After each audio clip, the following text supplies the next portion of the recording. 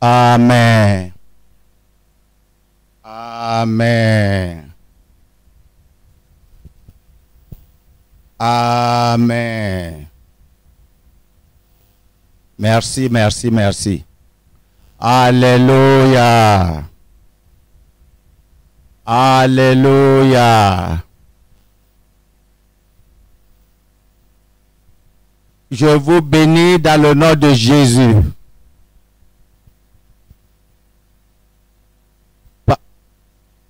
Parce que en ce temps-ci, je peux voir que vous avez déployé des efforts. Ça, c'est remarquable. La maison est remplie. Ça, c'est merveilleux. Que le Seigneur vous bénisse. Merci vivement. Enfants, comment est-ce que vous vous faites là-bas? Enfants, comment est-ce que vous faites là-bas? Je vous aime. Vous êtes au sommet derrière là. Dieu va vous envoyer, va vous combler de bénédictions. Merci, merci, merci. Merci beaucoup. Allons devant le Seigneur en prière.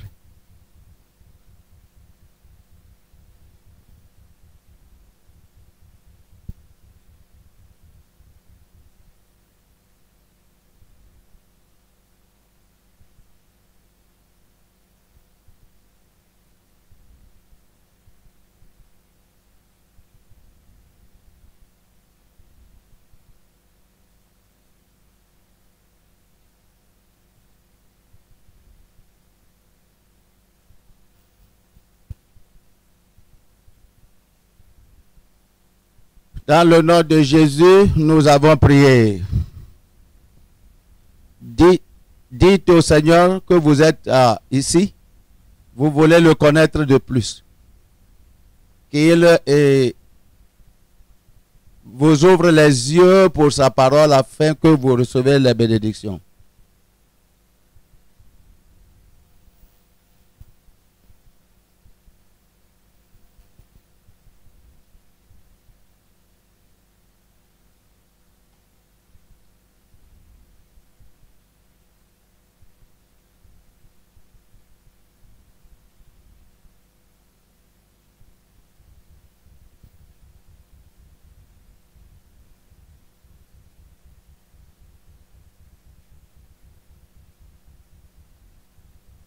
C'est le moment de la prière.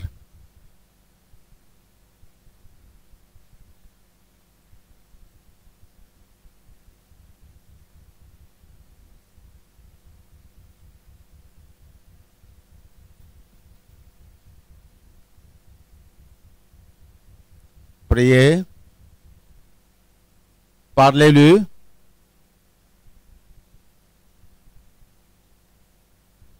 Il vous écoute.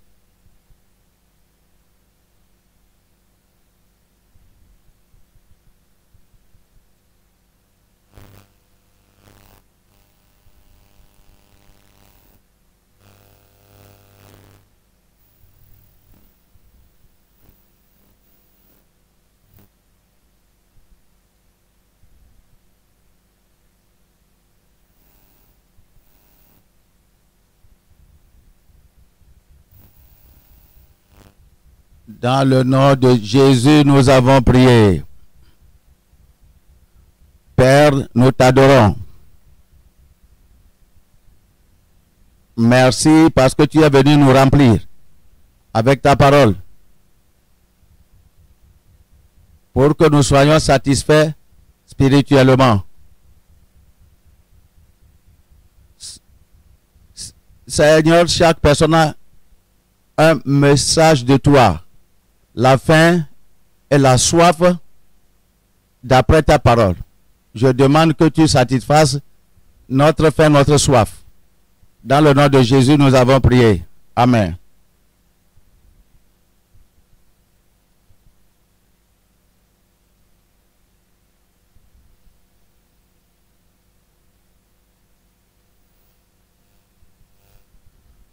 Nous avons conclu une série sur la conquête dans les temps de crise.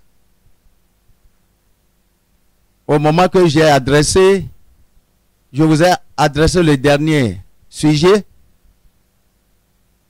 je vous ai dit qu'il y a une leçon qui restait et que je reviendrai pour compléter cela.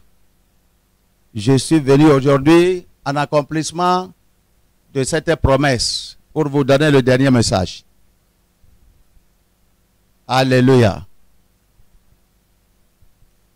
Après ce lieu, je vais commencer une autre série dans la zone de Kubwa, c'est-à-dire au Nigeria. Et par la grâce de Dieu, je vais traiter la parole du conseil. Et comment est-ce que Dieu va vous donner le conseil pour faire le progrès parmi vos semblables?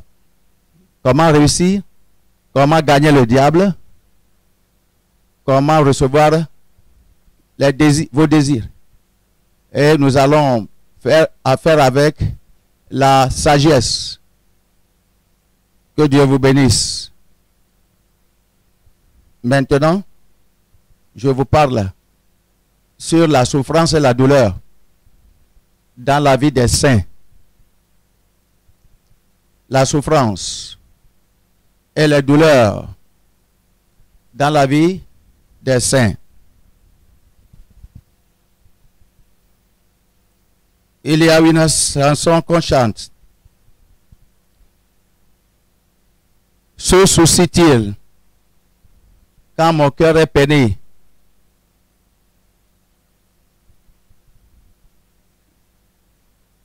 Est-ce que Jésus se soucie quand mon cœur est peiné ou bien en douleur à cause des craintes de ce monde, à cause des troubles de ce monde, à cause des attaques de ce monde? L'écrivain de la chanson a répondu: oui, Jésus se soucie. Je sais qu'il se soucie de nos douleurs en tant que famille, dans la famille, dans ton lieu de travail, quoi qu'en soit le problème. Il prend soin, il se soucie. Il est là-bas pour vous voir traverser ce problème. Il a permis cela, il a fait. Soit il a fait, ou bien il a permis. Il connaît tout problème. Il a fait. Ou bien il a permis tout problème. Mais si vous vous accrochez à lui, vous allez voir la récompense, la bénédiction. Pour avoir permis cela. Il y a l'herbe amère, légumes amers. Si tu manges ça dans la sauce, après ça laisse un goût doux. Après que tu auras fini avec l'amertume dans légumes amers, alors tu auras un bon goût. La vie est merveilleuse, mais à travers des peines et des souffrances. Et comme tu vois la gloire du soleil brillant dans les ténèbres, c'est comme ça que tu vois la gloire dans la souffrance ainsi que dans les douleurs. Beaucoup de gens ne connaissent pas la beauté de la vie jusqu'à ce qu'ils rentrent dans la souffrance, dans les douleurs, dans les maladies. Ils rentrent dans les circonstances adverses qui amènent le désespoir dans la vie.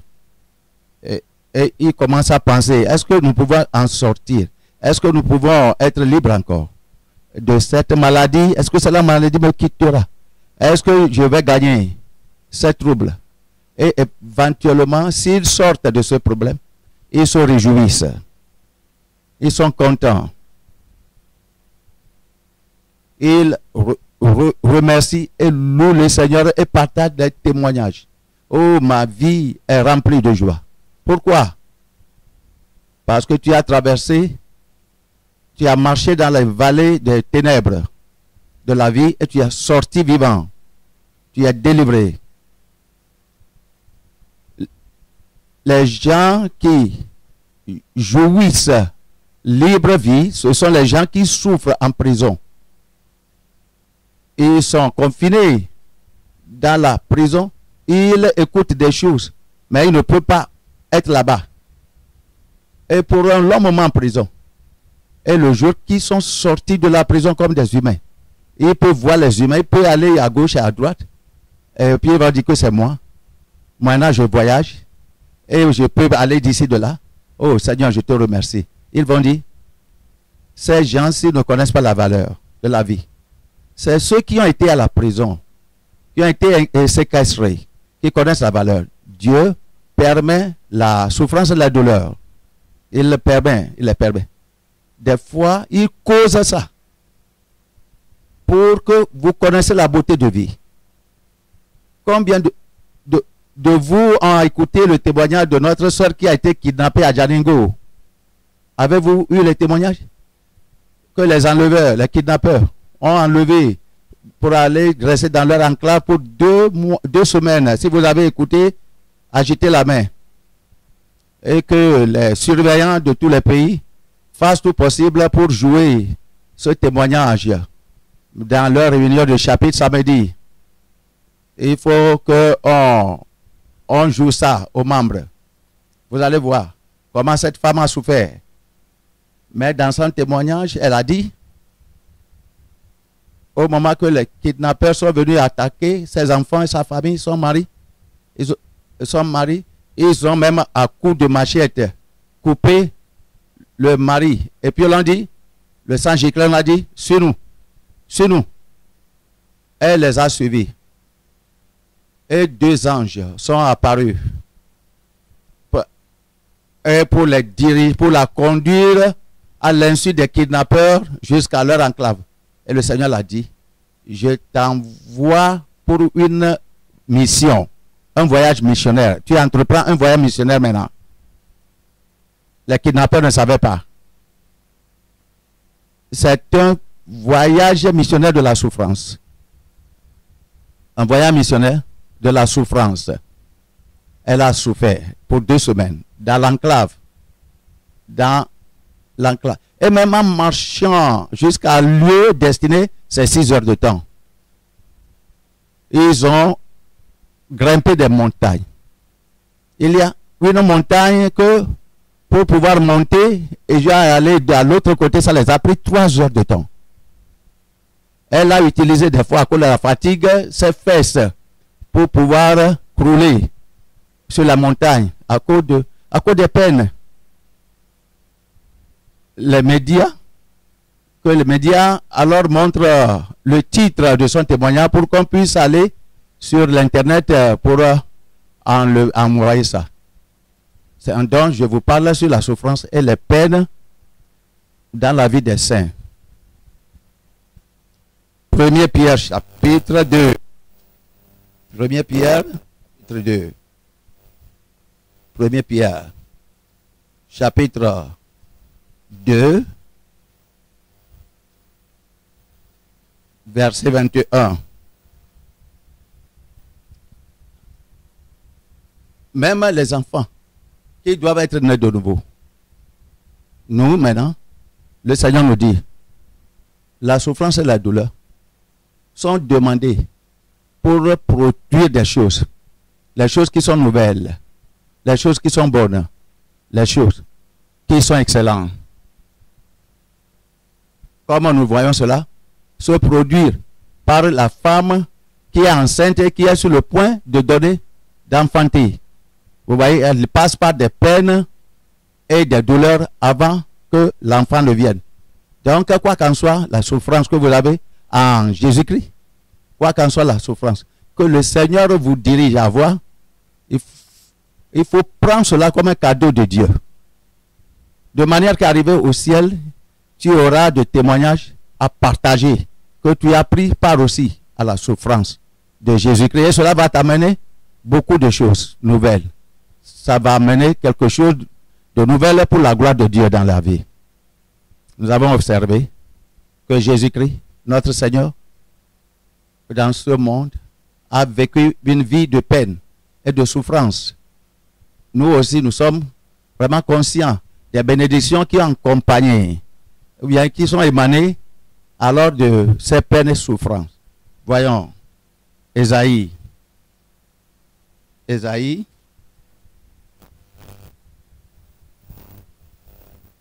53, verset 1. Qui a cru à ce que nous était annoncé, qui a reconnu le bras de l'Éternel? Il s'est élevé devant lui comme une faible plante, comme un rejeton qui sort d'une terre desséchée. Il n'avait ni beauté ni éclat pour attirer nos regards, et son aspect n'avait rien pour nous plaire. Il a été méprisé et abandonné des hommes, l'homme de douleur, et habitué à la souffrance, semblable à celui dont on détourne le regard. Nous l'avons dédaigné. Nous n'avons fait de lui aucun cas. Cependant, ce sont nos douleurs, nos souffrances qu'il a portées, et c'est de nos douleurs qu'il s'est chargé. Et nous l'avons considéré comme puni, frappé de Dieu et humilié. Mais il était brisé pour nos péchés, brisé pour nos iniquités. Le châtiment qui nous donne la paix est tombé sur lui. Et c'est par ces maîtrissures que nous sommes guéris. Nous étions tous errants, comme des brebis, chacun suivait sa propre voie, et l'Éternel a fait retomber sur lui l'iniquité de nous tous. Il a été maltraité. Il a été maltraité et opprimé, et il n'a point ouvert la bouche, semblable à un agneau, comme mène à la boucherie, à une brebis muette devant ceux qui l'attendent. Il n'a point ouvert la bouche. Il a été enlevé par l'angoisse et le châtiment, et parmi ceux de sa génération qui a cru. Il était retranché de la terre des vivants et frappé pour les péchés de mon peuple.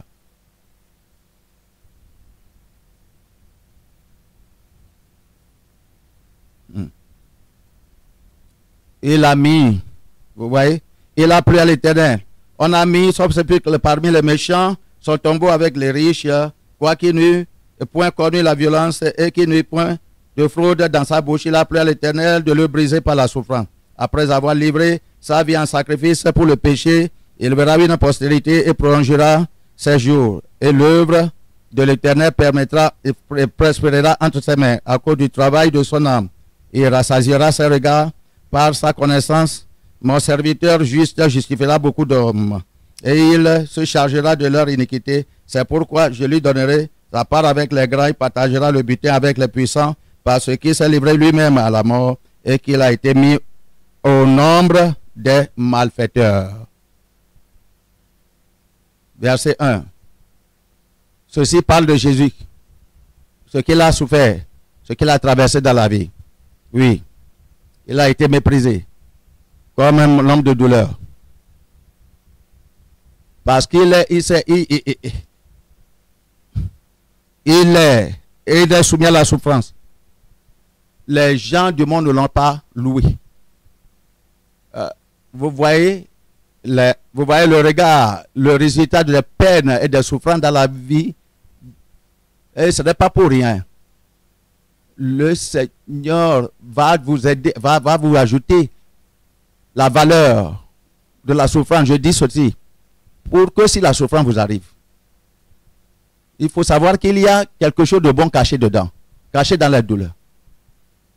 Quelqu'un dit, le roi a choisi les généraux sur la bataille de la souffrance et des peines. Comme il voit les gens, les soldats aller dans la bataille, comment ils travaillent, comment ils traversent les souffrances. Il peut regarder celui-ci et regarder l'autre là. Et puis il va dire que celui-ci a l'esprit du général.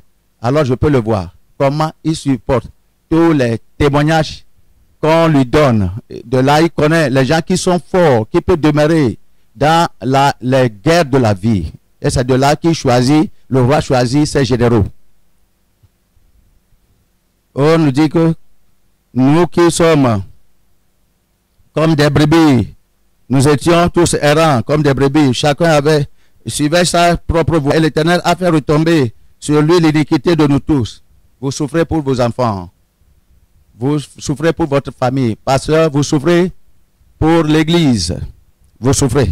Évangéliste, pour la communauté, que tous les attaques de la vie, tous les attaques du jour et de nuit, tout ce que tu traverses. Et tu dis que Seigneur, pourquoi je traverse cette chose? Dieu veut que tu goûtes cela. Parce que c'est demandé pour le salut de la communauté. C'est requis. Comme je vois ta souffrance, je vais avoir pitié des gens qui sont sous toi. Et je vais les sauver. Ta souffrance a de sens. Tes attaques ont de sens. Donc va. Et je l'ai permis. Je l'ai permis. Et je veux que tu sois fructueux. Oui, la Bible a dit. Parlant de la souffrance. Il a permis. Et il est frappé de Dieu et humilié. Et il a été béni. Il a été maltraité au premier verset 7 et il n'a point ouvert la bouche. Semblable à un agneau qu'on mène à la bouche. Chérie, vous voyez? Et même dans le mariage, il y a des femmes qui souffrent. Elles vont dire que je vais quitter. Et tes enfants. La souffrance que tu traverses là-bas, c'est pour tes enfants. C'est pour le futur de tes enfants. Il ne faut pas dire que la souffrance est trop. Cette souffrance est trop. Il y a la beauté dedans. Le Seigneur va te montrer la miséricorde. Il va montrer à tes enfants la miséricorde. Tu travailles et tu souffres pour la beauté de la famille, la bénédiction de la famille. C'est pourquoi il ne faut pas soucier de la souffrance. Accroche-toi à ça. Soumets-toi à ça. Après les légumes amers, alors l'eau naturelle viendra. Ta vie deviendra douce. Et ta souffrance amènera le salut. Ou la famille désire le salut. On nous a dit, il a été à cause des brebis. Il a été enlevé par l'angoisse, verset 8, et le châtiment. Et parmi ceux de la génération qui a cru, il a été retranché de la terre des vivants et frappé pour les péchés de son peuple. Comme une sœur, la sœur que les kidnappeurs, les enleveurs ont enlevé. Est-ce que c'est à cause de ses péchés? Non. Non. Les anges sont venus, les deux anges sont venus pour l'accompagner en disant que nous allons. Et le Seigneur a dit que il amène pour la mission. Pourquoi? Parce que je veux, mon peuple, le message qui a été envoyé au mouvement mondial de réveil de la sainteté. Ce que Dieu a déclaré qu'il va faire. L'espérance qui est devant nous. Tu seras surpris et tu vas dire merveilleux. Dieu aime son peuple. Et cela a du sens. Il ne faut pas fuir dans la souffrance. À cause de la souffrance. Et même si cela demande que tu ailles à la prison. Il ne faut pas te soucier de ça. Dieu est au courant. Notre Dieu sait. Paul a dit, si j'ai fait quelque chose digne de mort, je ne refuserai pas d'aller en prison ou bien de mourir. Parce que Dieu, si Dieu permet à ce que la mort soit devant moi, je vais mourir. Et combien d'âmes viendront pour avoir le salut de ce qu'il a fait faire au temps qu'il était vivant? La souffrance. Il ne faut pas courir et rentrer en ça par toi-même. Mais si ça vient, et il ne faut pas détourner de cela. Mais tu dois faire face. S'il n'y a pas de chemin échappatoire, alors, et que tu vas faire face à la souffrance, il faut prendre ça brillamment, élégamment. Il faut prendre ça courageusement. Et puis, il a mis verset 9, on a mis son sépulcre parmi les méchants, son tombeau avec le riche, quoiqu'il n'eût point commis de violence, et qu'il n'ait point de fraude dans sa bouche. Il n'y a plus de fraude dans sa bouche. Elle a dit qu'il a plu, verset 10, à l'Éternel de le briser. Que tout le monde dise, il a plu à l'Éternel de le briser par la souffrance. Disez ensemble, il a plu à l'Éternel de le briser par la souffrance. Est-ce que, femme, ton enfant pleure et le docteur veut le donner des piqûres? Il crie maman, maman, maman. Ça plaît au Seigneur, ça doit te plaire aussi. Parce que la piqûre va enlever une grande maladie. La justification sera donnée à beaucoup de gens par la souffrance du Seigneur. Et puis il a dit encore, après avoir livré sa vie, de sa vie en sacrifice pour le péché. Il verra sa prospérité, prolongera ses jours, et l'œuvre de l'Éternel prospérera dans ses mains. À cause du travail de son âme, il rassasiera les regards par sa connaissance. Mon serviteur juste justifiera beaucoup d'hommes et se chargera de leur iniquité. Tout ira au ciel, à l'enfer, pardon. Les gens qui luttaient pour sortir de la main de Satan ne seront pas capables de le faire. C'est pourquoi, et par la souffrance de Jésus-Christ, beaucoup, alors ont été sauvés de la main de Satan. Il y a des gens qui aiment Satan en disant que pourquoi on enlève beaucoup de gens. Ah, comment? Il y a des gens qui aiment Satan. Ils ne sont pas intéressés à avoir le salut. Ils n'aiment pas la lumière. Ils aiment les ténèbres parce que leurs œuvres sont mauvaises. Et ils ont refusé de venir à la lumière. C'est pourquoi ils appartiennent à Satan. Et Jésus a dit que vous êtes de votre père le diable. Mais le Seigneur a divisé le peuple. La Bible dit que si nous souffrons avec lui, c'est une parole véridique. Si nous vivrons avec lui, nous mourrons avec lui, nous vivrons avec lui. Paul a dit que pour que je le connaisse et la puissance de sa résurrection, je veux et la communion dans la souffrance. On va voir Philippiens. Philippiens chapitre 3. Philippiens chapitre 3. Paul a dit, je veux avoir la communion avec Jésus-Christ. Je vais aller avec lui. 3 verset 10. La parole de Dieu dit, afin de connaître Christ et la puissance de la résurrection et la communion de sa souffrance, en devenant conforme à lui dans la mort, dans sa mort, pour parvenir. Je veux me joindre à lui dans la souffrance. Frères et sœurs, je vous parle. Il ne faut pas compter ça étrange si tu souffres pour le Seigneur. Et même si Satan vous soufflette, et comment vous soufflette, oui. La Bible nous dit, pour la souffrance de ce temps présent, n'est pas digne d'être comparé à la gloire qui sera révélée à la fin de temps. Cette gloire sera sur la terre et également au ciel. Cette gloire, la gloire que Jésus prépare pour nous, la récompense de notre souffrance et les douleurs dans ce monde, c'est-à-dire la gloire, c'est pour ce monde et le monde à venir. Nous allons voir les saints dans les Écritures qui ont souffert. Dieu les a permis. Dieu les a permis. Dieu connaissait cela. Dieu a fait ça. Dieu est en ça. Dieu l'a fait. Et Dieu l'a permis. Mais dans tout ensemble, ils ont souffert bien. Il aura la gloire. Ils ont eu la gloire. Ils ont la promotion. Ils ont l'élévation. Ils ont la bénédiction. Que cette peine et souffrance ont amené dans leur vie. Oui. Nous allons voir les gens. La souffrance et la douleur dans la vie des saints, dans la vie de Job premièrement. Voyons le livre de Job. Job, chapitre 1 d'abord. Job, chapitre 1. Verset 1. Il avait dans le pays d'Ut un homme qui s'appelait Job. Et cet homme était intègre et droit. Il craignait Dieu et se détournait du mal. Je vous donne l'histoire de l'homme. Il est juste. Il était juste. Job. Il craignait Dieu. Et il a enseigné la famille la piété, l'adoration. Il haïssait le mal. Il n'opprimait personne, Job. Quelqu'un comme ça.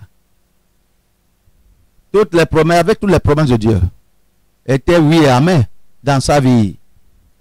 Mais il savait ou bien il ne savait pas. Peut-être tu sais ou bien tu ne sais pas. Les promesses, les bonnes promesses de Dieu dans notre vie incluent les souffrances. Les bonnes promesses pour les enfants de Dieu, les enfants justes, les enfants saints, parfaits, incluent la souffrance. Ainsi, regardez cela manifester. Je prends le cas de Job, parce qu'il a souffert dans la main de Satan la peine et la douleur. Chapitre 2, verset 7. La Bible dit, Satan se retira de devant la face de l'Éternel, puis frappa Job d'un ulcère malin, depuis la plante du pied jusqu'au sommet de la tête. Et Job prit un tesson pour se gratter et s'assit sur la cendre.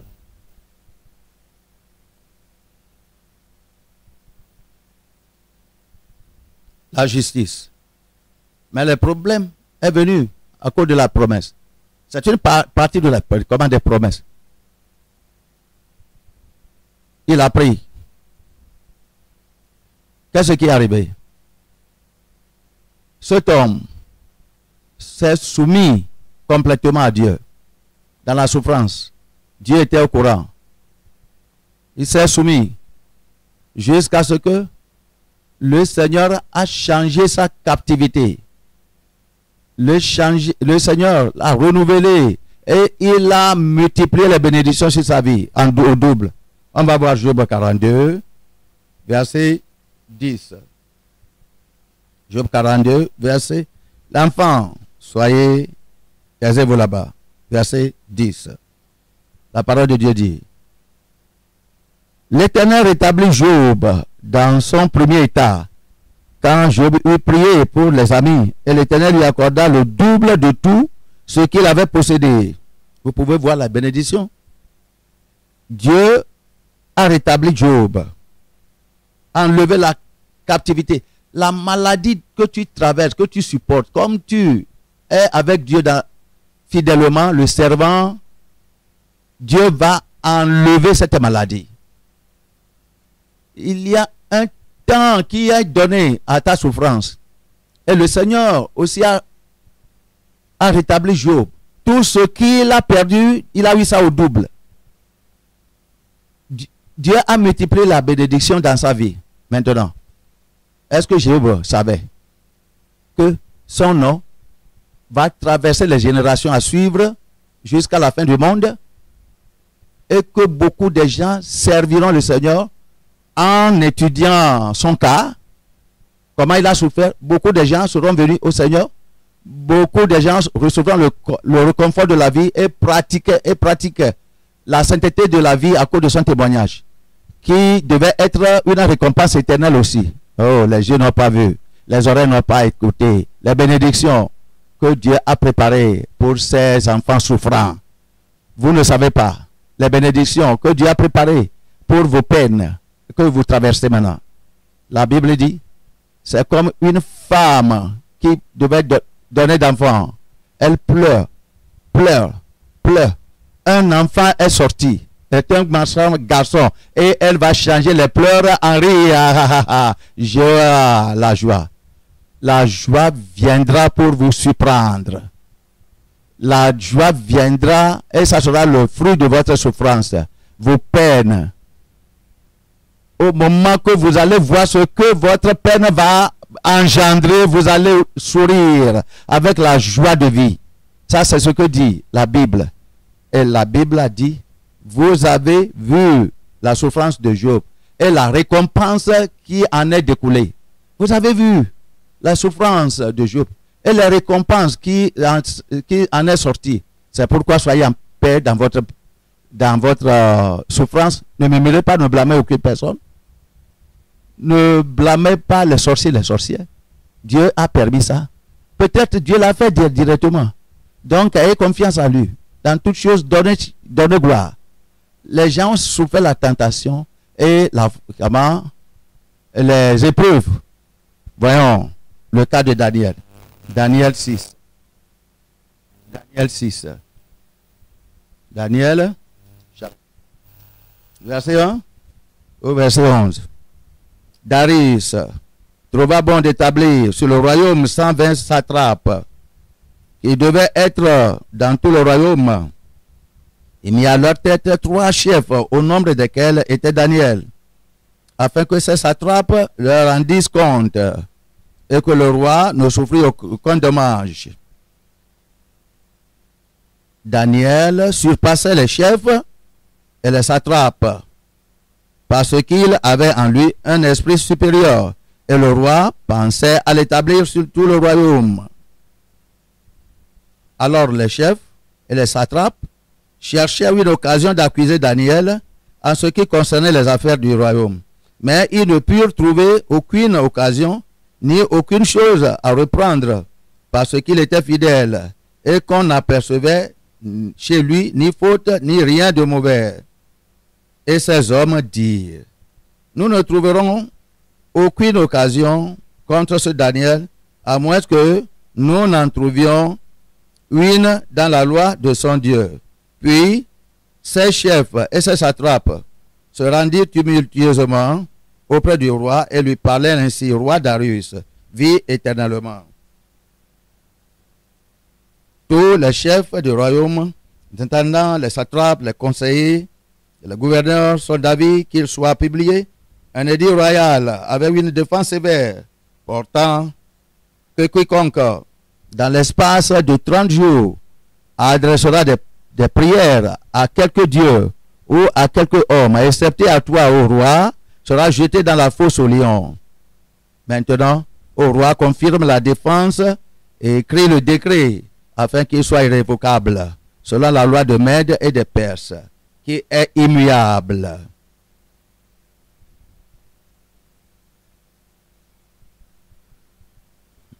Verset 9, là-dessous, le roi Darius écrivit le décret et la défense. Daniel, l'homme juste, l'homme excellent dans la vie, à cause de la présence du Saint-Esprit dans sa vie. Un chrétien, un croyant, un homme juste, celui qui craint Dieu, celui qui observe la vie pure. Comme il servait dans un gouvernement séculaire, c'est-à-dire physique, le roi de la nation, le roi du pays, le roi de ils avaient de gouvernement, surtout beaucoup de nations. Et il a appointé beaucoup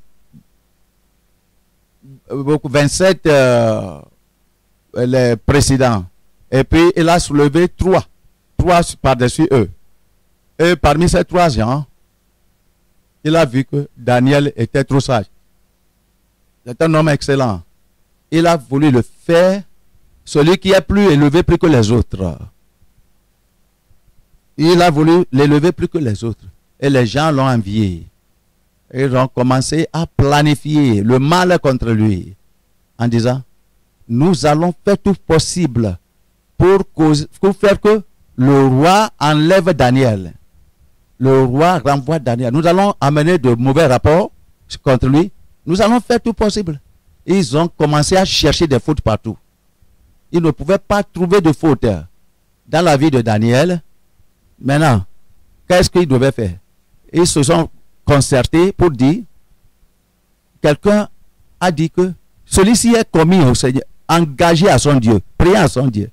Si nous voulons trouver en lui une faute,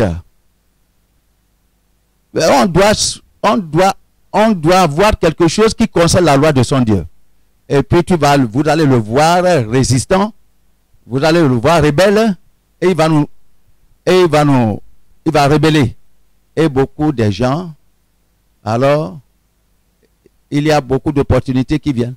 Alors qu'il te promet contre ta vie spirituelle, contre la vie, la paix de Dieu. Beaucoup de choses viennent qui vont contester contre votre appel. Et ils viennent du diable. Il vient du diable.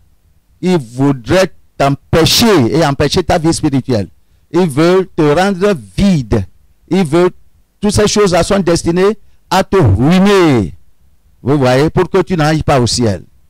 Maintenant, ils ont dit: faisons ceci. On va aller au roi. On va le suggérer. on va décevoir le roi, on va tromper le roi. On va dire au roi que il est le plus grand roi que le monde a jamais connu. Il est le seul meilleur. Et son nom doit être enregistré pour toujours. Et par suite, on veut l'honorer comme un Dieu. Dans ce cas, aucune requête ne sera adressée, prière ne sera adressée à aucun autre Dieu que à toi seul. Personne ne doit faire aucun sacrifice. Ou bien prier même et adresser cela à aucun Dieu plus que toi. Dans tout ton royaume. Nous voulons t'honorer. Tu es trop excellent. Et le roi pensait que c'était vrai. Et il pensait que c'est un honneur que les gens voudraient lui donner. Ah, il voudrait promouvoir mon nom. M'élever. C'est pas parce que il faut regarder les choses que les ennemis vous amènent. Il faut bien vérifier avant d'accepter. Les gens là, ils vont vous proposer des choses. Et le roi a accepté. Il a signé le décret. Eh bien, la Bible dit, verset 10, lorsque Daniel sut que le décret était écrit, il se retira dans sa maison, où les fenêtres de la chambre supérieure étaient ouvertes, dans la direction de Jérusalem, et 3 fois le jour, il se mettait à genoux et priait et louait Dieu, son Dieu, comme il le faisait auparavant.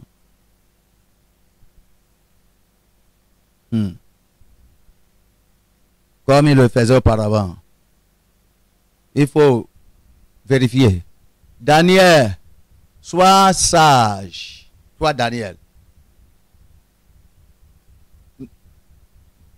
Ne prie pas pour 30 jours. Seulement, il ne faut pas prier. Pour que tu ne sois pas tué. Le roi ne va pas te voir désobéir à son édit, son commandement. Est-ce vrai? Vous avez exalté les hommes plus que Dieu. Vous craignez les hommes et vous méprisez Dieu qui a la puissance dans la main.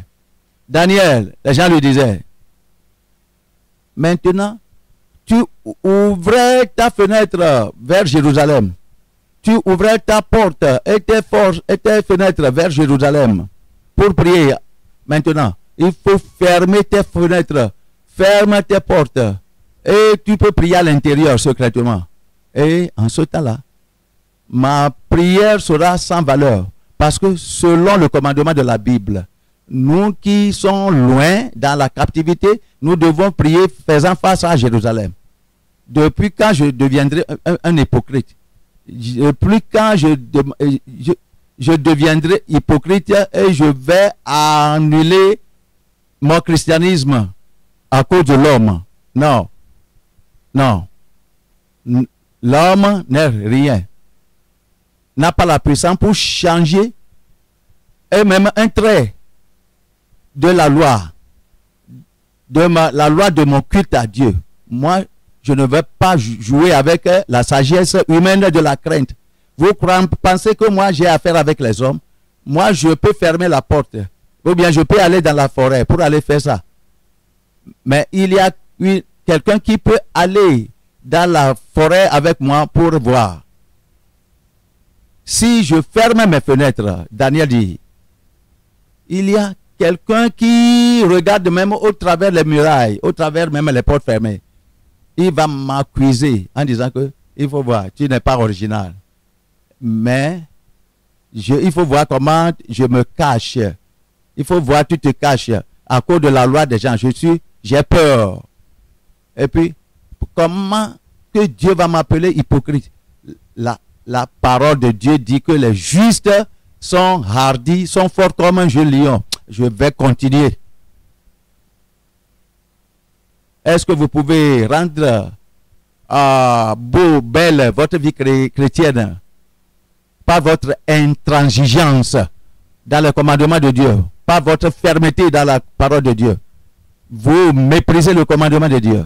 Femme, est-ce que tu peux vraiment moderniser et tu vas comment moderniser ta vie chrétienne en désobéissant au Seigneur? Et que si tu dois désobéir au Seigneur, tu vas changer le culte de Dieu. Dieu est plus grand, plus que ton mari. Dieu peut enlever la vie de ton mari. Il peut le renvoyer en prison en te donnant la liberté de lui servir. Est-ce que ton mari te sert plus que ton Dieu? Est-ce que ton mari prend soin de toi plus que Dieu? Et si Dieu, alors te laisse avec ton mari et retire la main, est-ce que tu vas vivre avec ton mari? Et il ne faut pas utiliser la sagesse selon la chair.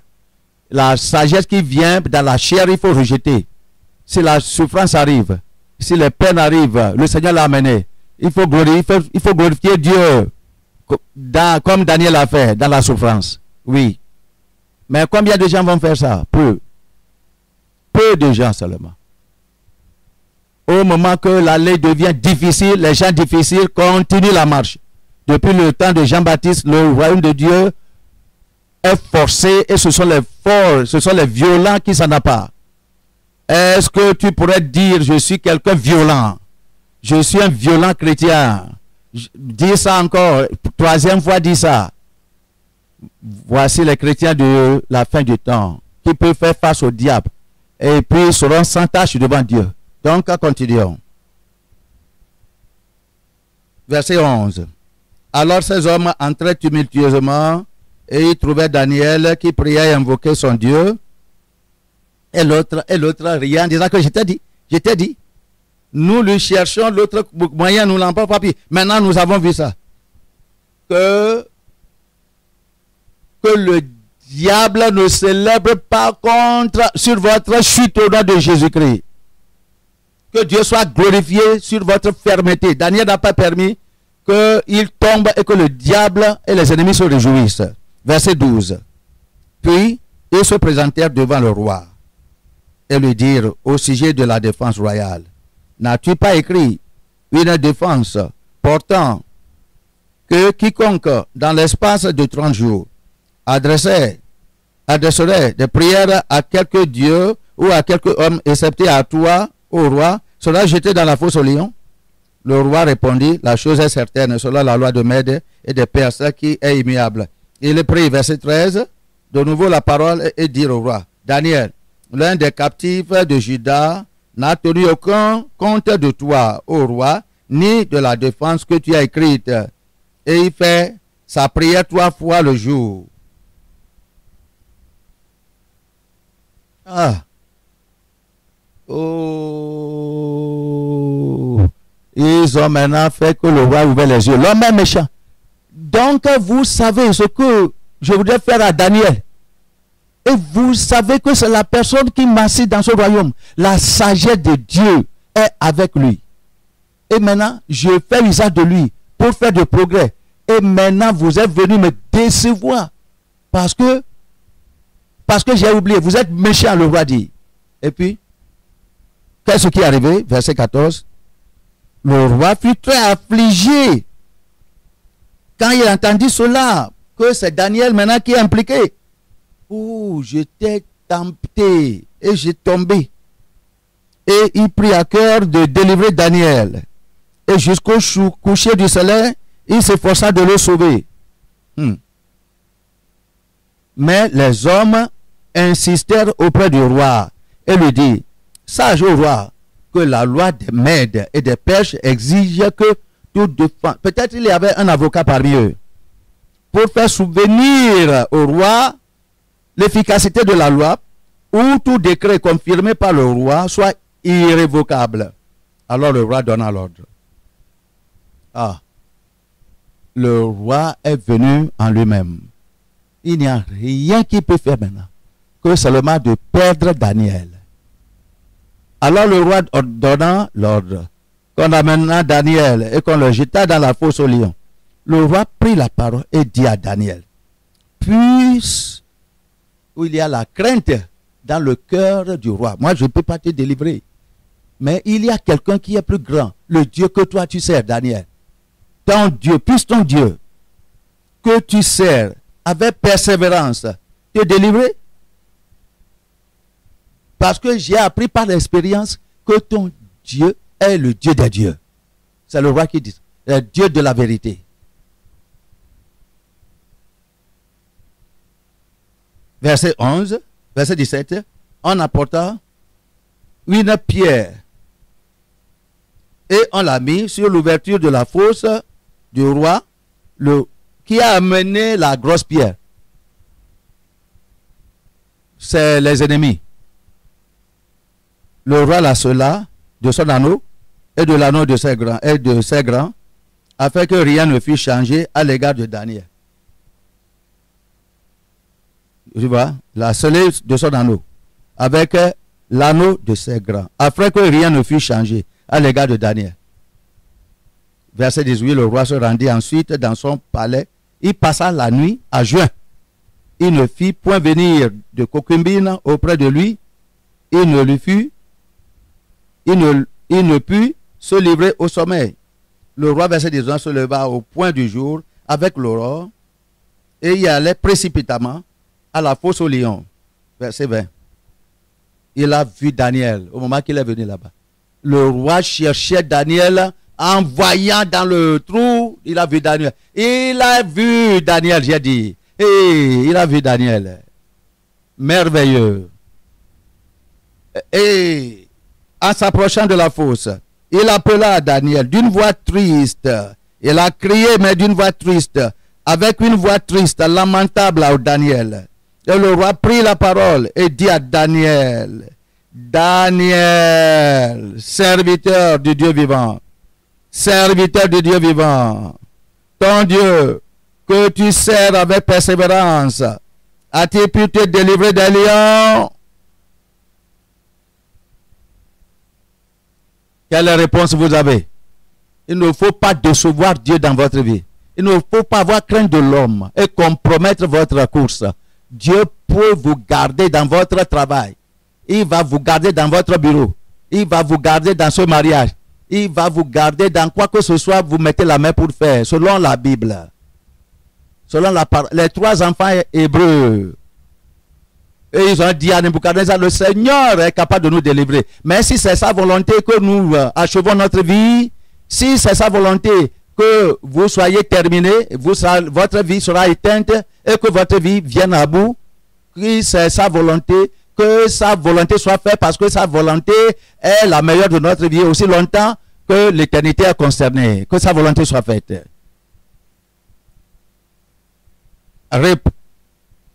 Qui veut être Daniel là-bas? Soulevez la main, je serai le premier. Êtes-vous là-bas? Êtes-vous là-bas? Alléluia.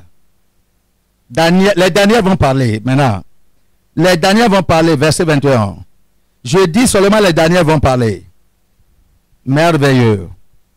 Verset 21. Et Daniel dit au roi, roi, lisons ça ensemble en unisson. Roi, vis éternellement. Mon Dieu, verset 22, a envoyé son ange et fermé la gueule des lions qui ne m'ont fait aucun mal, parce que j'ai été trouvé innocent devant lui et devant toi, non plus. Ô roi, je n'ai rien fait de mauvais. Je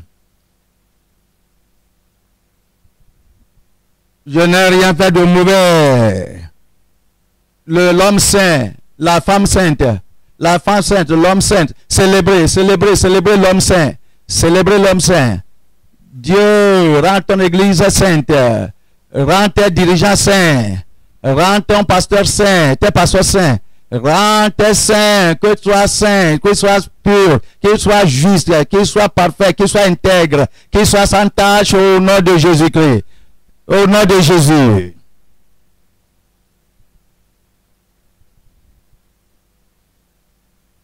C'est ce que Dieu veut dans de votre vie. C'est ce que Dieu veut dans votre vie. Pour lui plaire. Pour effacer ces larmes. Les larmes qu'il a coulées sur cette génération rétrogrades, les gens qui adorent Dieu au bout des lèvres, mais leur cœur est éloigné. Il ne peut pas demeurer dans les tentations. Nous avons vu quelqu'un, Job, nous voyons un autre, Daniel. Maintenant, qu'est-ce qu'il a suivi? Qu'est-ce qui a suivi cette résistance de la part de Daniel? La Bible dit, verset 23, alors le roi fut très joyeux et il ordonna qu'on fît sortir Daniel de la fosse.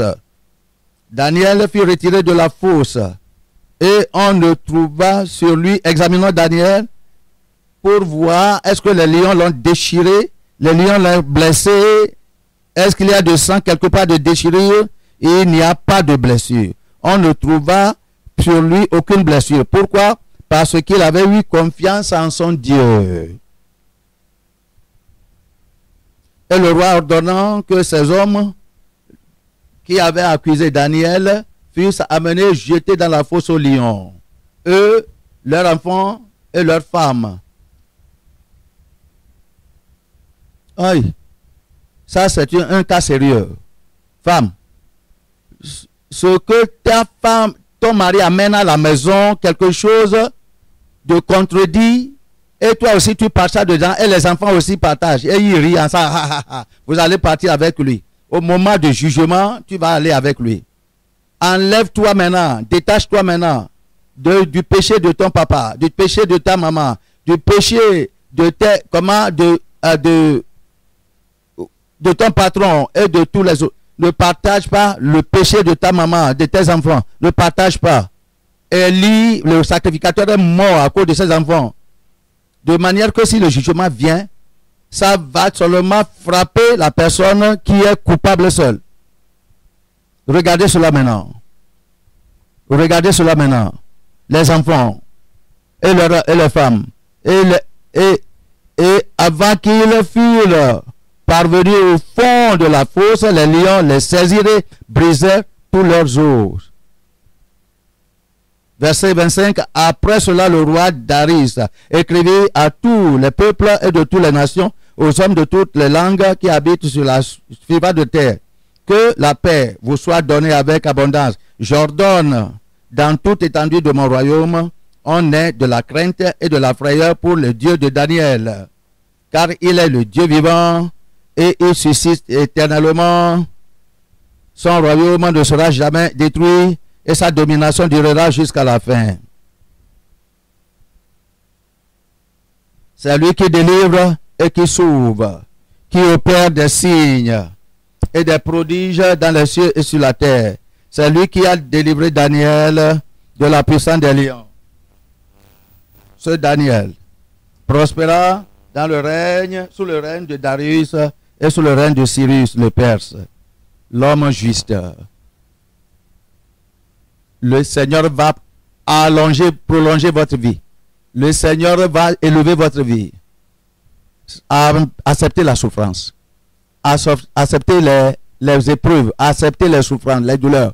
Après cela, la gloire de Dieu descendra sur vous et sera connue par les hommes et vous serez la cause. Après cela, la main du Seigneur sera sur toi et les gens vont vous connaître.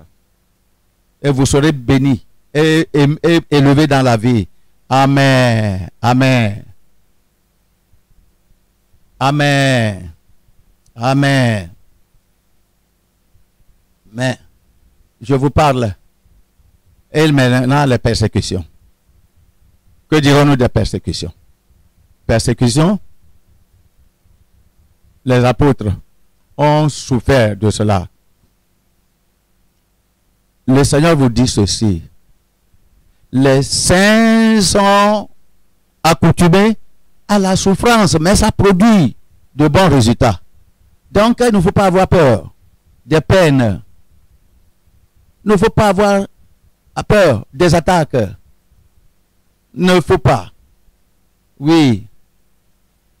Satan a réussi à empêcher beaucoup de gens d'aller dans leur village même pour aller gagner des âmes là-bas à cause de la crainte des sorciers des sorciers. Regardez ce que cela veut. Les gens maintenant, dans le village, ne peut pas avoir accès à la vraie parole. Les grands-papas et les grands-parents meurent pour aller en enfer. Parce que les enfants ne peuvent pas venir à la maison à cause de la crainte des sorciers et des sorcières. Pourquoi? Parce qu'ils craignent les maladies. Ils craignent des attaques. Le Seigneur a dit qu'il ne faut pas avoir crainte. Il faut bouger. Par cela, par ton mouvement, tu vas délivrer les gens et le Seigneur va te délivrer aussi. Il n'y a aucune façon de mal, aucune forme de mal viendra sur ta vie. Il faut mépriser cette crainte. Dis à cette crainte que nous sommes nés pour souffrir. C'est une partie de notre vie. Nous sommes nés de nouveau pour souffrir. Et c'est une partie de la promesse que Dieu a faite aux enfants de Dieu à travers la souffrance et des épreuves. Comment vous allez fuir? On a dit à Paul, ne va pas à Jérusalem. Paul, parce qu'il y a des liens qui t'attendent là-bas. Paul, qu'est-ce que Paul a dit? Pourquoi vous me cassez le cœur? À cause des liens, à cause des souffrances. Je ne suis pas prêt seulement à souffrir, mais à Jérusalem pour mourir à cause du nom de Jésus-Christ. C'est ceci qui donne accès à l'évangile. Et c'est ça qui a fait que Paul, on l'a emprisonné, mais il a écrit des lettres en prison. Et ce que nous utilisons aujourd'hui, si vous ne voulez pas la souffrance, vous ne serez pas futile. Vous allez mourir sans laisser de traces. Mandela a souffert pour la Sud-Afrique. Et dans la prison, il est devenu un héros. Pas seulement un président. Il a laissé le nom. Et il a souffert. Pourquoi vous ne souffrez pas? Que tout le monde dit que je vais me permettre à souffrir. Je vais permettre la souffrance.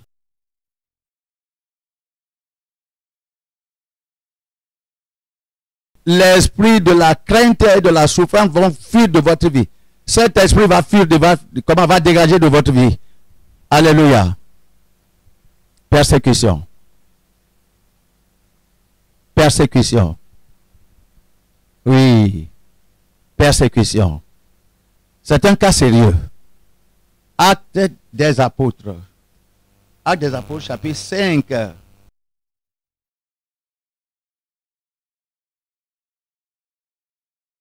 Verset 17. Acte 5, verset 17. Jusqu'au verset 20.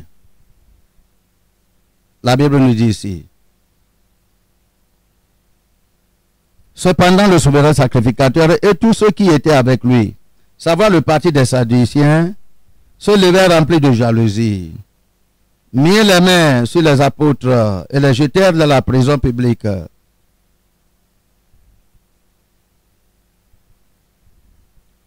Mais un ange du Seigneur, ayant ouvert pendant la nuit les portes de la prison, les fit sortir et leur dit, allez, tenez-vous dans le temple et annoncez au peuple toutes les paroles de cette vie.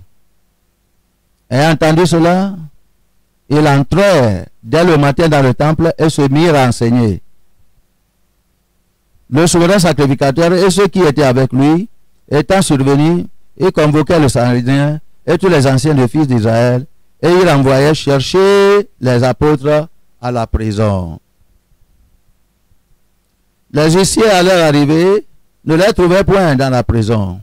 Ils s'en retournèrent et firent leur rapport, en disant, nous avons trouvé la prison soigneusement fermée, et les gardes qui étaient devant les portes, mais après l'avoir ouvert, nous n'avons trouvé personne dedans. Lorsqu'il fut entendu ces paroles, le commandant du temple et les principaux sacrificateurs ne savaient que penser des apôtres et des suites de cette affaire. Quelqu'un vient leur dire, voici les hommes que vous avez mis en prison, sont dans le temple et ils enseignent le peuple. Alors, le commandant partit avec les huissiers et les conduisit sans violence, car il avait peur d'être lapidé par le peuple.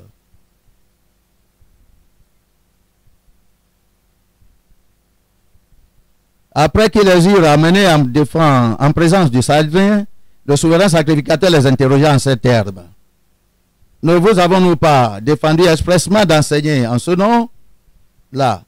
Et voici, vous avez rempli Jérusalem de votre enseignement, et vous voulez faire retomber sur nous le sang de cet homme.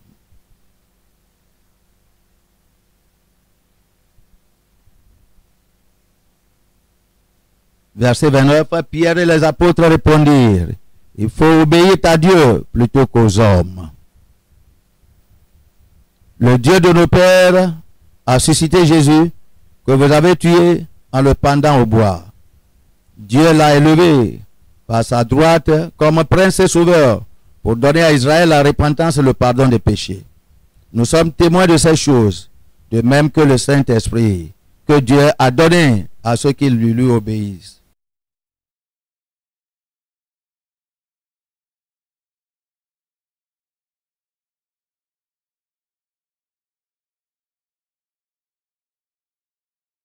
Le pasteur s'adresse aux enfants derrière.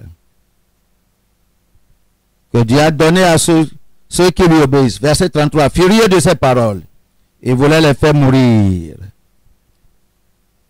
J'aimerais que vous observiez quelque chose ici. Ils étaient contre la prédication de Jésus-Christ.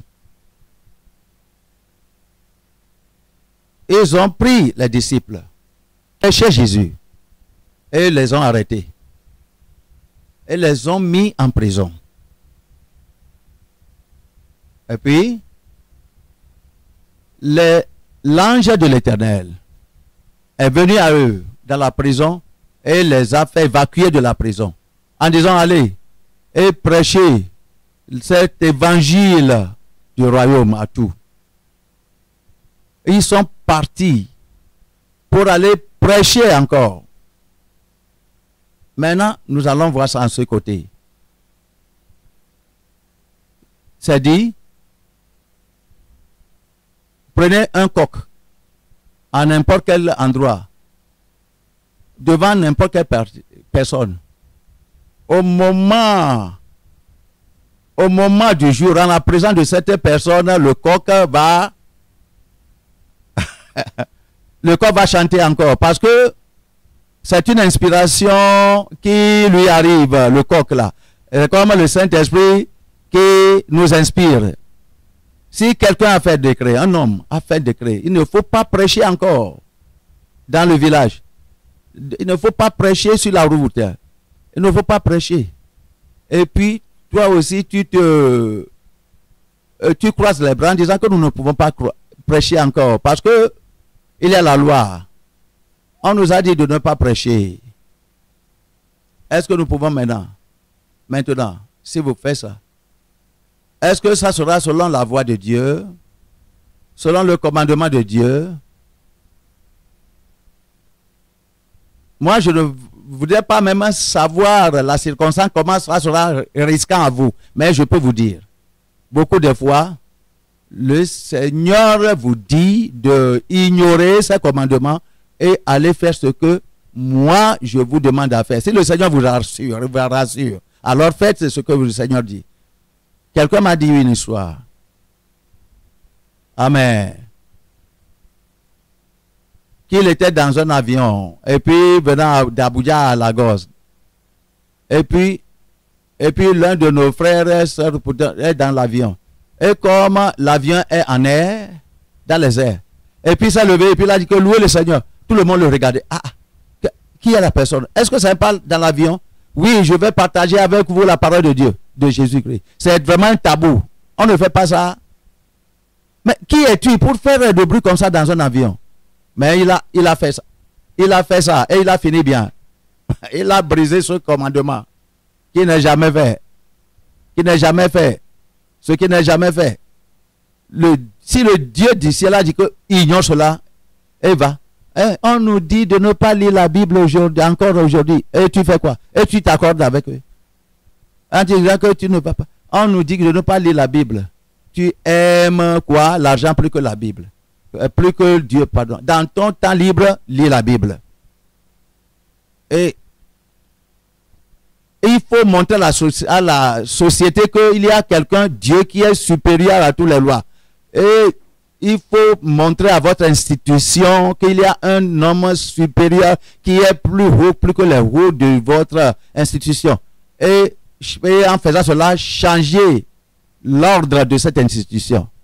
Il y a quelques parties, les sages-femmes, on portait de pantalons au travail, et puis celle-ci, on dit non, nous n'allons pas porter parce que nous sommes de Momoreza. On va te renvoyer. Les autres sages-femmes ont dit, laissez-moi seul. Dieu m'a dit de ne pas porter de pantalon. que tout le monde dit que Dieu m'a dit de porter, de quoi, en tant que femme, de porter quoi? De jupe. Je crois que les hommes ne disent pas ça. Vous ne devez pas porter de jupe, les hommes. Je dis les femmes seules. Et puis les dirigeantes, la dirigeance parmi les sages-femmes là-bas dans cet hôpital, on dit. Mais elle a appelé notre sœur en disant que pourquoi tout le monde, tous les sœurs portent de pantalon, toi tu portes de jupe. Et puis la sœur a dit que c'est ma conviction selon l'évangile. Et la dirigeante a dit que est-ce c'est vrai? Et puis la femme a déclaré, si quelqu'un, une femme veut porter sage-femme veut porter de pantalon, porte. Si une sage-femme va porter de jupe, il faut porter. Depuis ce temps-là, ça a devenu la loi. Dans le royaume de Mardochée, les gens se prosternaient devant les gens. Est-ce que Mardochée s'est prosterné? Elle a dit que et les gens l'ont appelé. Pourquoi? Elle a dit que je suis un juif. Moi, je crois en Dieu. Nous ne nous prosternons pas devant les hommes. Mais tout le monde, chaque jour, ça dit chaque jour, il vit bien. Haman ne savait pas. Et puis un jour, Dieu a enlevé les yeux de Haman de lui. Il n'est pas entré dans le cœur de Haman. Et puis les gens l'ont effrayé en disant que nous allons dire à Haman. Et Haman a dit que oh, c'est vrai. Maintenant, en venant prochainement, je vais voir si Mardochée ne va pas se prosterner. Et Haman a dit, oh, ça est devenu une affaire qui a secoué la nation entière. Si un véhicule porte quelques... il porte des commandes de patates et comme le véhicule secoue, il y a des patates qui, s'il y a de secousses à cause du mauvais état de la route, alors le gros sortira. Et Dieu, dans ça, a amené Mardochée en haut et a amené Haman en bas. Mais si vous commencez à compromettre, ça n'ira pas. Mais si vous refusez de compromettre, le Seigneur sera exalté à travers vous et par vous, les lois et les décrets seront changés. Notre sœur là, qui a refusé de porter de pantalon dans la formation militaire après l'éducation universitaire au Nigeria, donnons-nous du temps parce que le temps viendra et puis tout ira bien.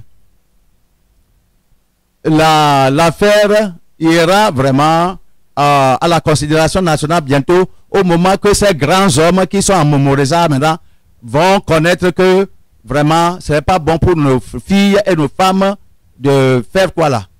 De porter de pantalons. Changer la communauté dont vous appartenez, l'église dont vous appartenez, en menant une vie non compromettante. L'église a souffert la persécution. Verset 23. Acte 5, verset 23.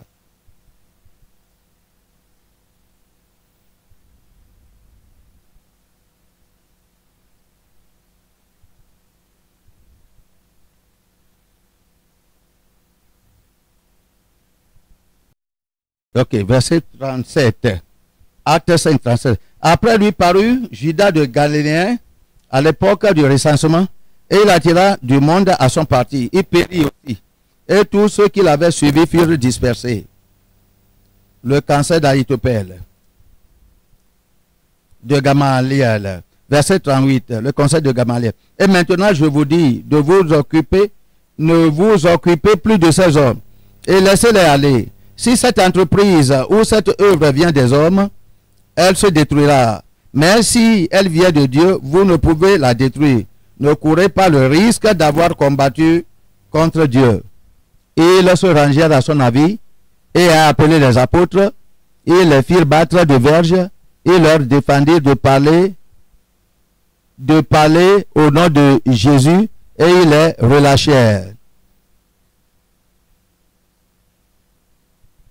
les apôtres se retirèrent de devant de Sarédien, joyeux d'avoir été jugés dignes de subir des outrages pour le nom de Jésus-Christ. Chaque jour, dans le temple et dans les maisons, ils ne cessaient d'enseigner et d'annoncer la bonne nouvelle de Jésus-Christ. Persécution ne pouvait pas les stopper. Mais la persécution a multiplié les saints, a fait croître leurs zèles. Les convertis sont répandus partout. Ils prêchaient partout l'évangile du Seigneur Jésus-Christ. Ils prêchaient cet évangile partout où ils se trouvaient. La persécution ne les a pas empêchés. Donc, que la persécution ne vous arrête pas. On vous bat, on vous gifle, réjouissez parce que vous êtes giflés pour la cause de Jésus-Christ. Ils ont terminé votre travail. Réjouissez-vous parce que votre travail est terminé à cause du Seigneur Jésus-Christ. Qu'est-ce qui arrive encore? Réjouissez-vous que cette chose vous est arrivée parce que le Seigneur, à cause du Seigneur Jésus-Christ, ça prend cela pour prêcher l'évangile. Oui, ça prend cela. Voyons Acte 8, verset 4. Ceux qui avaient été dispersés allaient de lieu en lieu, annonçant la bonne nouvelle de la parole. Tout endroit, ils s'en allaient, même dans la persécution, prêchant l'évangile. La persécution n'a pas arrêté les disciples du passé, ne doit pas vous arrêter aussi. La souffrance et les douleurs, c'est une partie de ce que Dieu a appelé les ministres à traverser. Vous voyez ce que Paul a dit de sa vie. Voyons 2 Corinthiens. 2 Corinthiens chapitre 11. 2 Corinthiens chapitre 11. Paul donnait de compte de ce qu'il a souffert à cause de l'évangile de Christ. Verset 23. Sont-ils ministres de Christ? Je parle en homme qui extravague. Je le suis, plus encore, par des travaux, bien plus par des coups, bien plus par des emprisonnements, bien plus, souvent en danger de mort. 5 fois, j'ai reçu des Juifs 40 coups, moins 1. 3 fois, j'ai été battu de verge. 1 fois, j'ai été lapidé. C'est ce qui fait des ministres. 3 fois, j'ai fait un outrage. J'ai passé un jour et une nuit dans la Bible. Dieu veut que les ministres traversent ces situations adverses. S'il a permis ça dans votre vie, acceptez. Il ne faut pas aller causer de troubles parce que vous voulez de problèmes. Toi, viens.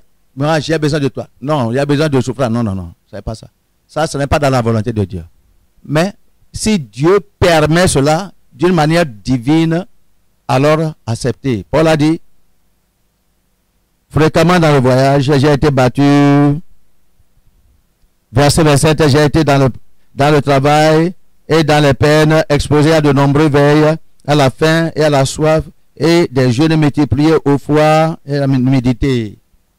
Il a mis tout ceci en écriture et pour que la génération que nous sommes alors apprenne la bénédiction des peines, des souffrances pour cette génération à venir. Il a dit que, et sans parler d'autres choses, je suis assiégé chaque jour par des soucis qui me donnent tous les... Il a dit que 5 fois les Juifs m'ont battu. J'ai été battu avec la verge. J'ai été lapidé. Voilà, ça c'est le 25. 1 fois j'ai été battu de verge. 1 fois j'ai été lapidé. 3 fois j'ai fait de naufrage. J'ai passé un jour et une nuit dans l'abîme. Fréquemment en voyage. Verset 26. Parce que nous devons aller par bateau, j'ai été en péril sur les fleuves. Des fois, il y a le naufrage pour m'empêcher d'aller. En péril de la part des brigands. Des brigands qui sont sur le chemin pour nous dépouiller, pour nous attaquer. En péril de la part de ceux de ma nation. En péril de la part des païens. 40 personnes se sont placées sous malédiction en disant que nous n'allons pas manger jusqu'à ce que nous tuions pas Paul. En péril de la part des païens et en péril dans les villes, en péril dans les déserts, même dans les déserts. Et il y a des attaques, les attaquants là-bas. en péril sur la mer, en péril parmi les faux frères. Les faux frères qui viennent seulement pour te faire faucher, pour te renvoyer du chemin. Oui, c'est eux. Et toi, tu vas avec eux dans l'amour, mais ils planifient secrètement des choses contre toi. Ils sont venus pour vraiment nous blesser. Les messagers du diable qui sont plantés partout. Ils cherchaient ton échec.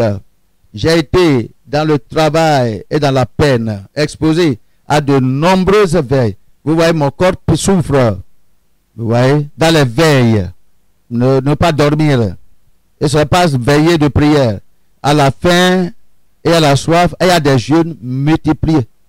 Ce n'est pas que je veille, je jeûne chaque fois, hein, mais il n'y a pas de nourriture à manger. Et au froid et à la nudité. Pas de vêtements des fois. Pas assez de vêtements. Ou bien quoi que ce soit. Elle a dit que, et sans parler d'autre chose, je suis assiégé chaque jour par le souci que me donnent tous les éclats. Celui-ci, il me signale l'autre personne. Celui-ci dit que l'autre a cause de problèmes là-bas. Et je dois adresser ces issues. On m'appelle d'ici de là. Et des problèmes pour que je puisse adresser. Ça, c'est ça. Les Corinthiens. Les lettres aux Corinthiens. Lettres. Pourquoi? Parce qu'il y a des troubles dans leur église. Tu vois tout ce que Paul subissait en tant que dirigeant. Souffrance pour l'évangile. Souffrance pour l'évangile.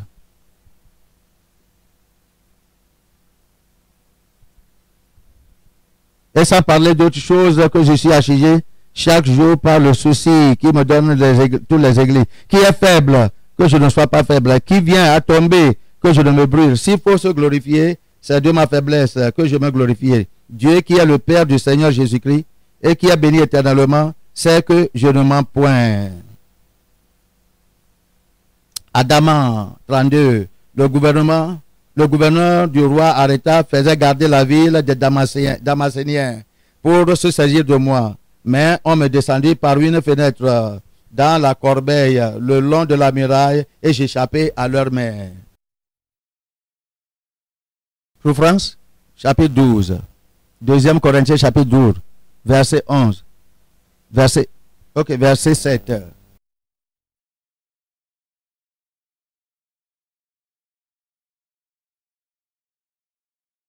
Il m'a été mis une écharde dans la chair, un ange de Satan pour me souffleter et m'empêcher de m'enorgueillir. 3 fois, j'ai prié le Seigneur de l'éloigner de moi, et il m'a dit, ma grâce te suffit, car ma puissance s'accomplit dans sa faiblesse. Je me glorifierai donc bien plus volontiers de mes faiblesses, afin que la puissance de Christ repose sur moi. C'est pourquoi je me plais dans les faiblesses, dans les outrages, dans les calamités, dans les persécutions, dans les détresses, pour Christ, car quand je suis faible, c'est alors que je suis fort. Et vous pouvez voir, ces choses sont là-bas. Pourquoi tu les repousses? Ce sont les apôtres qui nous ont dévancés, les hommes de Dieu. Pourquoi tu pleures? Pourquoi chaque fois, il n'y a pas de nourriture dans la famille? C'est une partie de cela. Le salaire n'est pas grand, c'est ça. Une partie de ça. Qu'est-ce qui t'arrête maintenant de ne pas prêcher? Ça ne t'arrête pas à prêcher. Quoi que ce soit. Ce que tu traverses, commets-toi à Dieu. Le Dieu des ciels. 1 Pierre, chapitre 4. 1 Pierre. 1 Pierre, chapitre 4. La Bible dit, verset 12. Bien-aimés, ne soyez pas surpris comme d'une chose étrange qui vous arrive de la fournaise qui est au milieu de vous pour vous éprouver. Réjouissez-vous au contraire de la part que vous avez aux souffrances de Christ, afin que vous soyez aussi dans la joie et dans l'allégresse lorsque la gloire apparaîtra. Si vous êtes outragés pour le nom de Christ, vous serez heureux parce que l'Esprit de gloire, l'Esprit de Dieu repose sur vous. Que nul de vous, en effet, ne souffre comme un meurtrier, ou voleur, ou malfaiteur, ou comme s'ingérant dans les affaires d'autrui. Mais si quelqu'un souffre comme chrétien, qu'il n'en ait pas honte. Pourquoi tu souffres? Tu es prêché, tu es parti à côté de la rue et tu dis que toi tu es pécheur, toi tu es pécheur, tu as commis l'immoralité. L'homme a dit, quand est-ce que tu m'as vu commettre de l'immoralité? Et puis toi tu dis que répands, on va te donner le gifle et 2 gifles, on va te pousser et je souffre pour Jésus. Non, tu ne souffres pas pour Jésus, tu souffres pour ta folie. Que personne ne souffre parce qu'il s'injecte dans les affaires d'autrui. C'est le manque de sagesse. Tu ne sais pas comment prêcher. Les gens périssent à cause de manque de connaissance. La manière dont tu traites ton mari. Et tu ne donnes pas la nourriture à la personne. Si tu jeûnes, tout le monde doit jeûner dans la maison. Et ton mari a dit que, pourquoi tu jeûnes? Notre église a dit, nous devons jeûner, toi femme. Est-ce que ton église a dit que moi aussi je dois jeûner? Moi je veux dépenser du temps avec Dieu. Est-ce que c'est votre Dieu qui ne permet pas que tu prends soin de moi? Donc arrête ça. Et tu dis qu'on te persécute. Regardez-moi maintenant. Je le rejette, je rejette. Il ne faut pas amener mon nom dans cette maison. Ne dis pas que c'est moi qui est ton pasteur. Louez le Seigneur. C'est ce que l'église, comment l'écriture nous dit.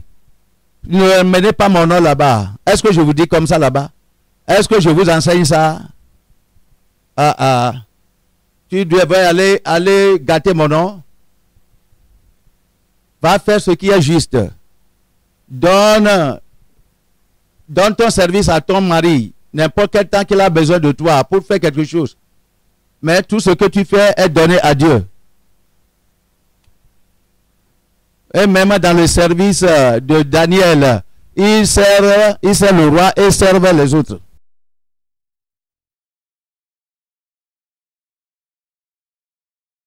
Néhémie servait le roi ainsi que Daniel. Avec tout le lien de servir le Seigneur, ils servent le Christ. Et toi, tu refuses de faire la vérité. Toi, tu ne veux pas de rendre de service obéissant à ton maître, à ton mari, à tes parents. Et tu as refusé de rendre service. Et s'il y a de persécution maintenant, est-ce que l'ange n'a pas dit Abraham n'a pas dit à sa femme de traiter Hagar selon son entêtement? Et puis l'ange qu'il a rencontré dans la forêt a dit que toi tu crois que tu es têtu, et puis ta femme, et comment ta marâtre, ou bien comment l'appelle-t-on, la femme d'Abraham te fait du mal, retourne avec cette grossesse et va le servir, et va la servir, et soit fidèle, et soit soumis. La Bible dit que personne ne souffre comme un voleur, que nul ne souffre comme un malfaiteur, un meurtrier, un voleur, un malfaiteur comme s'ingérant dans les affaires d'autrui. Mais si quelqu'un, verset 16, souffre comme un chrétien, rendant ton service chrétien, menant ta vie chrétienne, menant une vie sainte, qu'il n'en ait point honte, et plutôt qu'il glorifie Dieu à cause de ce nom. Et finalement, verset 19, ainsi que ceux qui souffrent selon la volonté de Dieu remettent leur âme au fidèle Créateur en faisant ce qui est bien. Le Dieu que vous servez est un Créateur fidèle. Il va vous garder. Il va vous faire du bien. Il va veiller sur votre vie. Il va vous récompenser. Il va vous protéger. Il va vous préserver. Il va vous promouvoir. Il va vous réconforter. Et il va vous amener à la gloire. Adorez-le. Soumettez-vous à lui. Ne craignez pas la souffrance et les douleurs. Soyez disponible si c'est la volonté de Dieu que vous faites face à cette souffrance. Que Satan sache que vous êtes hardi dans la souffrance comme un jeune lion. Levez-vous, nous allons prier. Donnez-lui gloire et honneur et adoration. Dites au Seigneur, je suis disponible pour toi. Que ta volonté soit faite dans ma vie. Que ta volonté soit faite dans ma vie. Je ne craindrai rien. Merci, Papa.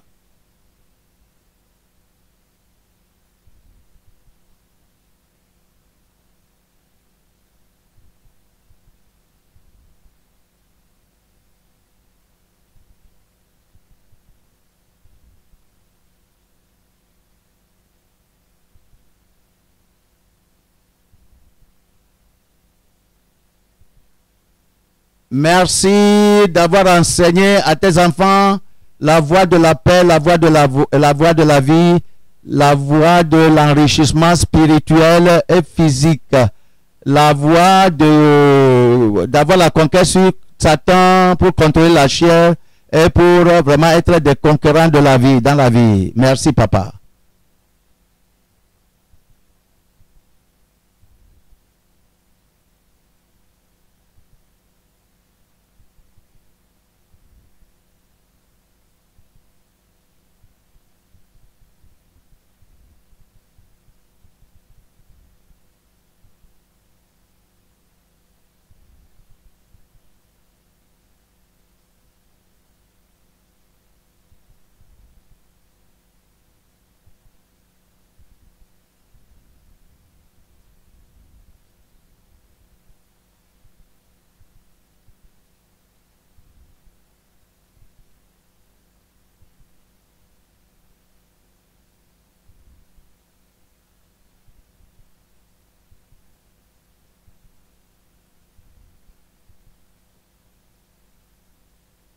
Dans le nom de Jésus, nous avons prié.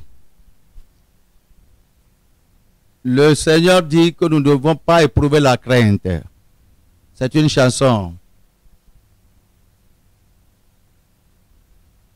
Jésus dit, tout ira bien pour nous. Le Seigneur dit de ne pas avoir la crainte. Il dit de ne pas vous ennuyer. Il faut avoir confiance en lui.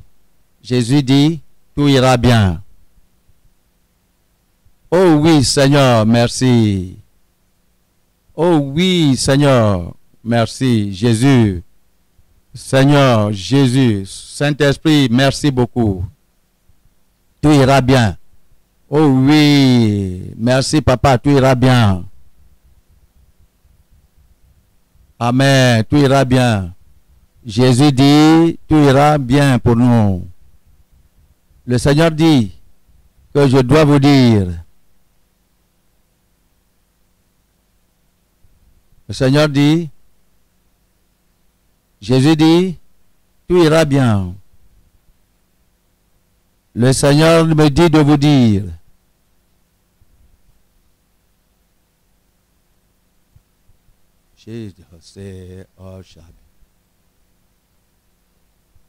Oh oui, merci papa.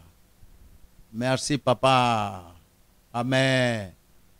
Oh, merci Saint-Esprit, merci Jésus. Je dis, ah oui, merci papa.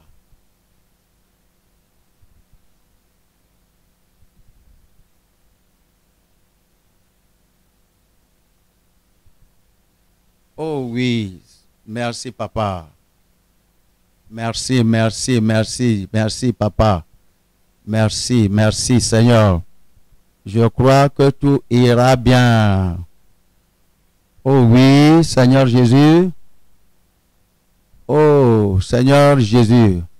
Oh oui, Saint-Esprit. Je crois que tout ira bien. Dis à toi-même que tu ne seras jamais, tu n'auras jamais peur de la persécution, comme les apôtres ont défendu vaillamment. Toi aussi tu vas défendre. Dis au Seigneur que tu es prêt à souffrir avec lui et à régner avec lui. Dis au Seigneur, pour ce message c'est pour moi, je ne sais pas pour toi. La crainte est partie, l'intimidation est partie, peu importe ce que l'ennemi dit, je vais me tenir jusqu'à la fin. Le Seigneur a dit que celui qui persévérera jusqu'à la fin sera sauvé. Dis au Seigneur que l'esprit de la crainte te quitte. Que le Seigneur te donne la hardiesse, l'assurance. Le Seigneur il te donne le courage. Reçois cela aujourd'hui. L'esprit de la fermeté pour déclarer la parole et prêcher aux gens à ton bureau et les parler avec sagesse. On vous dit de ne pas prêcher, vous allez prêcher parce que vous êtes commandé par Dieu à prêcher. Vous devez dire que Seigneur, Jésus est le Seigneur. Recevez cela, le courage. Dis au Seigneur qu'aujourd'hui je me tiens, où les apôtres se sont tenus. Je vais déclarer le conseil, tout le conseil de Dieu. Merci, Papa. Au nom de Jésus, nous avons prié. Priez pour notre Papa dans le Seigneur et demandez plus d'onction, plus de connaissances. Il a beaucoup de choses à faire. Que la gloire de Dieu continue à rester sur lui. L'onction ne va pas s'épuiser. Sa tunique sera toujours blanche. Le Seigneur va le protéger, protéger sa famille et toutes choses alors qu'il l'entoure. Que le Seigneur le garde et le garde pour nous, pour vraiment nous diriger à la vie éternelle. Que le Seigneur le préserve dans cette génération. Que le Seigneur le fasse. Que le Seigneur fasse cela. Priez pour sa famille. Priez pour notre maman dans le Seigneur. Que le Seigneur la préserve dans le ministère aussi. Que le Seigneur aussi préserve sa fille. Toutes les activités de Satan, que Dieu les détruit. Que Dieu les détruit. Le conseil des ennemis ne va pas tenir. Dans le nom de Jésus-Christ. Que le feu de Dieu soit sur ceux qui sont des ennemis de ce ministère.